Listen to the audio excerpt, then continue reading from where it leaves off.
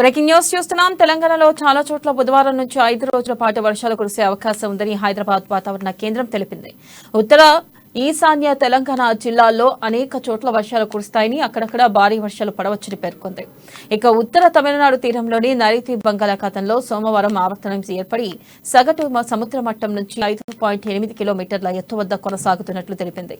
దిగువ స్థాయిల్లోని గాలులు పశ్చిమ దిశ నుంచి తెలంగాణ వైపు వేస్తున్నాయని వెల్లడించింది. ఇక సోమవారం రాష్ట్రంలో అత్యధికంగా ఖమ్మం జిల్లా వేంసూరులో 56 మిల్లీమీటర్ల వర్షం కురిసింది. మేడ్చల్ జిల్లా కేశవరంలో 18.3, ఖమ్మం జిల్లా పంకిడిలో 11.5, సూర్యాపేట జిల్లా మెల్లచెరువులో 11 మిల్లీమీటర్ల వర్షపాతం నమోదైంది.